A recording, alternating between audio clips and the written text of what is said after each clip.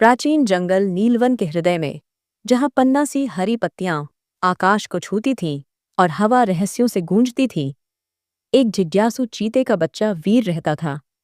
उसकी सुनहरी खाल धूप की चित्तियों में चमकती थी, लेकिन उसकी बेचैन आत्मा अक्सर उसे अपनी मां की सतर्क नजरों से दूर ले जाती थी।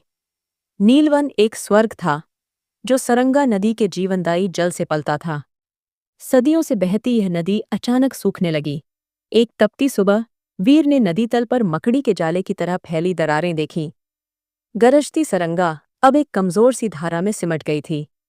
जानवरों में हड़कंप मच गया। हिरणों के झुंड बेचैन हो उठे, बंदर सूखते पेड़ों से चीखने लगे और मगरमच्छों ने भी अपने धूप सेंकने के पत्थर छोड़ दिए। महान परिषद वृक्ष के नीचे बुद्धिमान हाथी भोला ने चेतावनी भरी चिंगारित लगाई।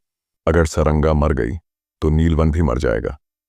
हमें इस संकट का कारण ढूंढना होगा। वीर के कान खड़े हो गए। मैं जाऊंगा, उसने दृढ़ता से कहा, हालांकि उसकी आवाज कांप रही थी। भोला ने गंभीरता से सिर हिलाया और यह जिम्मेदारी चीते के बच्चे को सौंप दी। मीरा को साथ ले जाना। उसने ऊपर टहनी पर बैठी एक तीक्ष्ण दृष्टि तोते की ओर इशारा करते हुए कहा। उसकी नजरें उन जगहों तक पहुंचती हैं जहां पंजे नहीं जा सकते। मीरा को आगे उड़ाते हुए वीर ने नदी के मृतप्राय मार्ग का पीछा करते हुए उत्तर की ओर कदम बढ़ाए। जंगल घना होता गया और हवा में सड़ांध भर गई। तभी उनकी राह में एक अजीब दृश्य आया। एक विशाल रेत का टीला जो धीरे धीरे हिल रहा था। वीर ने सतर्क होकर पूछा, यह क्या है? मीरा ने चोंच से रेत को छुआ और अचानक वह टीला एक जीवित प्राणी में बदल गया। रेत के कणों से बना एक सांप, जिसकी आंखें चमकती हुई माणिक्य की तरह थीं। मैं रेत का रक्षक हूं। उसने सरसराती आवाज में कहा। तुम्हें वापस लौट जाना चाहिए। इंसानों ने सरंगा का अपमान किया है। उन्होंने नदी के प्रवाह को बांध दिया है और अब जंगल का संतुलन बिगड़ रहा है। वीर ने हिम्मत जुटाई। हमें नदी बचानी है। रेत के सांप ने एक गहरी सांस ली और बोला, तो उत्तर की ओर जाओ, वहां तुम्हें सच्चाई दिखेगी। यह कहकर वह फिर से रेत के ढेर में तब्दील हो गया। उस रात जुगनुओं की रोशनी में भोला उनके पास पहुंचा। बहुत पहले उसने गर्जना भरी आवाज में कहा, इंसानों ने सरंगा के नीचे रत्न निकालने के लिए सुरंगें खोदी थीं। जब जंगल ने विद्रोह किया, बाढ़, दलदल, शायद एक सुरंग अब भी बची है जो पानी को रोक रही है। तीनों ने नदी किनारे खोजबीन शुरू की। मीरा ने झरने के पीछे एक दरार देखी, जहां से रेत के कण रिस रहे थे। अंदर सुरंग अंधेरी भूल भुलैया थी, जिसकी दीवारों से रेत और पानी टपक रहा था।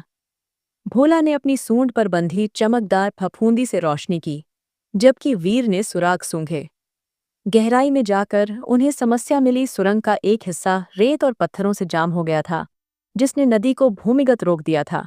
इस अवरोध को तोड़ना होगा, मीरा ने चहकते हुए कहा। भोला ने मलबे पर सिर मारा, लेकिन रेत और पत्थर नहीं हिले। तभी वीर को रेत के सांप की बात याद आई। उसने कहा, शायद रेत ही इसकी चाबी है। अगर हम नदी को सुरंग में वापस मोड़ दें तो पानी का दबाव रेत को बहा देगा। थकान भूलकर उन्होंने सरंगा की सूखती धारा को दरार की ओर मोड़ने के लिए नहरें खोदनी शुरू की। जैसे ही पानी सुरंग में घुसा, एक गर्जनापूर्ण चटाक गूंजी। रेत का अवरोध टूटा और सरंगा फिर से उफन पड़ी। उसके प्रचंड प्रवाह ने कंक्रीट की दीवार को बहा दिया। इंसान वापस आए, लेकिन मशीनों के बजाय पश्चाताप भरे चेहरों के साथ। शहर के पाइप फट चुके थे और चोरी किया पानी उनकी गलियों में भर गया था। उनका नेता, एक झुर्रियों भरी हथेलियों वाली महिला, भोला के पास आई। हम भूल गए थे कि नदी सबकी है। उसने स्वीकार किया। वीर गुर्राया, लेकिन भोला ने हस्तक्षेप किया। पानी बांटो और सरंगा सबको आशीर्वाद देगी। एक समझौता हुआ। इंसानों ने दीवार नदी के चारों ओर बनाई, न कि उसे काटकर। नीलवन के जानवरों ने उन्हें वर्षा का पानी संचित करना सिखाया। सरंगा का जल अब दोगुना चमकने लगा, जंगल और शहर दोनों को जीवन देते हुए। कुछ महीने बाद वीर पुनर्जीवित नदी किनारे आराम कर रहा था। मीरा नए अंडों को रेत के सांप वाली रोमांचक कहानी सुना रही थी। भोला प्रसन्नतापूर्वक नहा रहा था।